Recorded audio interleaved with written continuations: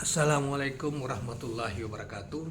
Rekan-rekan sekalian, kembali kita berjumpa di Jejak Semesta 65. Semoga kita semua dalam keadaan sehat walafiat, selalu dalam lindungan dan pertolongan Tuhan yang Maha Kuasa. Rekan-rekan sekalian, kembali saya akan hadirkan ke hadapan kita semua, hadapan para pemirsa yang masih berkaitan masalah pernyataan salah satu capres yang amat populer dan terkenal, yaitu Profesor Dr. Anies Rashid Baswedan, mantan Gubernur DKI Jakarta, terkait dengan soal kepemimpinan. Berita tentang ini kita ambil dari ABW News, di mana judul yang ditampilkan adalah Anies Rashid Baswedan _2, pemimpin jangan takut masa jabatannya berakhir, itu bagian dari demokrasi, katanya. Saudara sekalian, ini terkait dengan mungkin dirinya ketika mengakhiri masa jabatannya, ya, atau ini juga terkait dengan sindiran terhadap orang lain yang mencoba cawe-cawe rejim ini yang kita sebut dengan Pak Jokowi, yang berupaya untuk keras untuk menyiapkan penggantinya. Sibuk luar biasa di bulan-bulan terakhir ini, beberapa bulan terakhir ini, untuk menyiapkan penggantinya, karena beliau dapat diketahui akan berakhir masa jabatan pada tahun 2024 bulan Oktober yang akan datang, sehingga beliau dianggap selalu cawe-cawe, sibuk untuk cawe-cawe itu adalah ikut mengintervensi atau mewarnai kata seperti yang dikatakan oleh salah satu anggota ketua Komisi 3 DPR RI dari partai PDIP di Jawa Tengah, yaitu Bambang Pacul.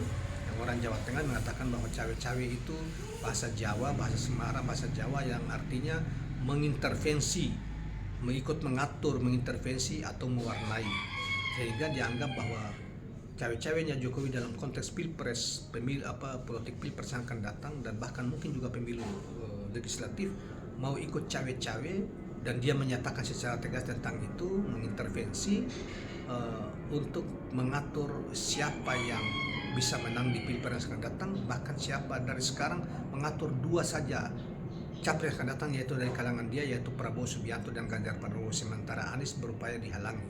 Nah, ini juga pernyataan Anies pada kesempatan ini juga mungkin terkait dengan itu. Saudara sekalian, coba kita supaya lebih jelas kita membaca ini terkait dengan pernyataan Pak Anies ini, yang apakah menyindir Jokowi seakan-akan ketakutan mengakhiri masa jabatannya karena faktor-faktor kalau bukan teman dia yang jadi presiden, maka bisa masalah-masalah yang selama dia menjadi presiden itu bisa diungkap, sehingga bisa keluarga dan dia bisa menjadi masalah di kemudian hari, bermasalah di kemudian hari, atau bagaimana? Saudara, mantan Gubernur DKI Jakarta Anies Rashid Baswedan meminta agar pemimpin tidak takut dengan berakhirnya masa jabatan. Pasalnya menurut dia itulah proses demokrasi. Ya, kalau pemimpin ketika memimpin itu tidak bermasalah, tidak korup, tidak menguntungkan orang lain, tidak asal-asalan dalam memimpin, sehingga dia tidak perlu takut di akhir masa jabatannya. Tetapi kalau pemimpin yang bermasalah, khawatir, yang menutup diri dengan bahwa bermasalah, misalnya korup, salah kelola keuangan negara, salah kelola tentang pembangunan negara, bahkan melakukan kejahatan tertentu, misalnya Komnas melanggar pembiaran terhadap pelanggaran HAM, hak asasi manusia terhadap apa yang dilakukan oleh aparatnya, itu bisa bermasalah, itu bisa ketakutan. Nah, kita lanjutkan. Hal tersebut disampaikan saat dimintai tanggapannya soal kepemimpinan Heru Budi Hartono sebagai orang nomor 1 di DKI Jakarta atau pejabat gubernur pasca masa jabatannya selesai pada 2022 yang lalu. Tidak ada tanggapan. Gini, kata Anies, inilah bagian ada sebuah masa di mana kami bekerja. Sesudah kami bekerja selesai, kami fokus kepada yang lain, dan itulah prinsip demokrasi, katanya. Jangan takut dengan jabatan yang berakhir, katanya. Jangan pernah berpikir dengan perpanjangan masa jabatan. Dan itulah bagian dari demokrasi kita. Nah, jadi saudara sekalian, kelihatannya sindirannya jelas, ya. Pak Jokowi kan beberapa waktu yang lalu kan dari tahun-tahun awal tahun sebelum itu para pembantu ya minta, termasuk ketua Golkar, ketua PAN, ketua PKB minta apa masa jabatan diperpanjang, presidenan, pemilu ditunda, apa semua gitu-gitu, dan ramai bahkan diminta supaya ditambah 1 periode dan sebagainya. Tetapi kan ada kekuatan lain yang menolak tentang itu, hanya akan gagal. Dan inilah sindirannya. Ini sindiran, menurut saya ini sindiran Anies secara lembut, tidak kasar, tetapi bagi siapapun yang terkait dengan itu pasti mengena, ya. Dan inilah kritik tajam ya, walaupun diungkapkan dengan cara yang sangat santun terhadap rejim ini yang mencoba untuk mengangkangi demokrasi, mencoba untuk menyalahgunakan masa jabatan kekuasaan dan lain sebagainya. Anies mencontohkan saat dia selesai bertugas di Kementerian Pendidikan dan Kebudayaan RI, dia tidak pernah lagi berkomentar tentang kebijakan yang dilakukan oleh Mendikbud selanjutnya. Saya tidak berkomentar lagi soal pendidikan. Saya selesai dari DKI, saya tidak berkomentar lagi soal DKI. Hormati itu, dan saya rasa etika ini kita jaga sama-sama. Ya, memang Anies seorang pemimpin yang sangat memberi contoh dan teladan yang sangat bagus. Menjaga etika dalam berpolitik, menjaga etika dalam berperilaku, menjaga etika di dalam berkomunikasi. Luar biasa ini, makanya termasuk juga Gibran ya, anaknya Pak Jokowi, wali kota Solo saat ini, dan banyak orang mengatakan inilah contoh pemimpin memiliki keteladanan yang luar biasa, tidak dibuat-buat, tidak membuat pencitraan yang seakan-akan itu benar tapi mereka sesungguhnya berbeda dari apa yang mereka publish dan dengan apa yang mereka lakukan, sehingga Anies dianggap sebagai seorang role model dari seorang pemimpin yang relatif secara kualitatif, secara pribadi, secara tutur kata itu menjadi contoh lah bagi masyarakat dan pemimpin yang lain. Sebelumnya Anies Rashid Baswedan membantah pengumuman calon wakil presiden akan dilakukan dalam waktu dekat. Menurutnya, penentuan tokoh cawapres yang akan mendampinginya di Pilpres 2024 masih berjalan.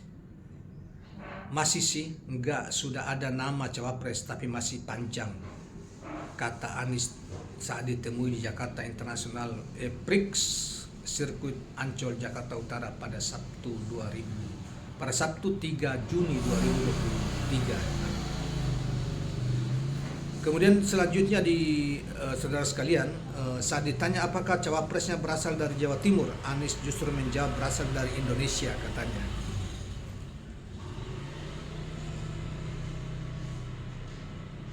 Dari Indonesia, kata Anies sambil tertawa. Anies juga bergurau saat dikonfirmasi apakah ia sudah memilih satu atau lebih nama cawapres. Emang cawapres ada 3, ada 4. Satulah, kan sudah dibilang cawapresnya 1. Ya memang 1, nggak mungkin cawapresnya 2, katanya. Diberitakan sebelumnya Anies memastikan bahwa penggodokan nama bakal calon wakil presiden pendampingnya masih berproses. Anies Baswedan meyakini pada saat yang tepat nama cawapresnya akan diungkap ke publik.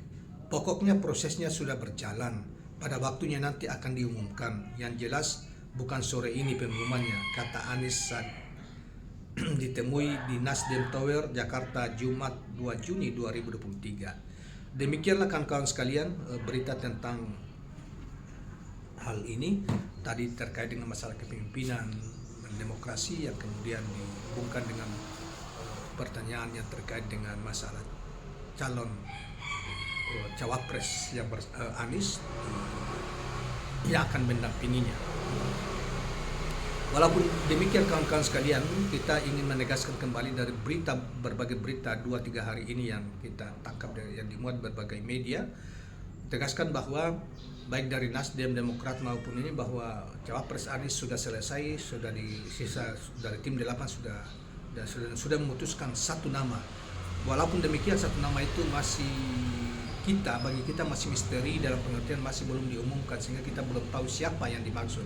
Walaupun ada pihak-pihak Partai Demokrat maupun PKS mengatakan ada cawapres Anies itu akan memiliki daya kejut publik kalau diumumkan nanti. Selama ini beredar nama-nama yang sangat kuat dan sangat santer diberitakan oleh berbagai media.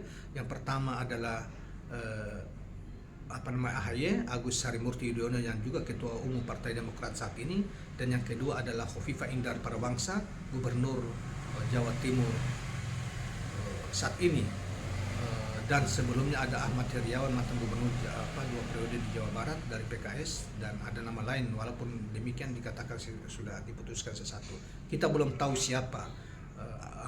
Kalau dia memiliki daya kejut ke publik, tentunya bukanlah AHY yang sering banyak disebut-sebut hari ini. Kalau FIFA masih mungkin, karena ada kontroversi, misalnya ada beberapa pengamat mengatakan, misalnya ada pengamat mengatakan bahwa FIFA tidak mau menjadi cawapres Anies.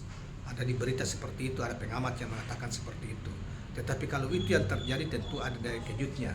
Tetapi kalau jika AHY ada yang mengatakan tidak memiliki daya kejut, karena itu banyak orang telah menduga dan nama itu telah beredar selama ini menjadi populer bahwa bakal menjadi sanding atau pendamping atau cawapres Anies Rashid Baswedan pada Pilpres 2024 yang akan datang. Demikianlah kawan-kawan sekalian, jangan lupa subscribe, like, dan share channel ini. Assalamualaikum warahmatullahi wabarakatuh.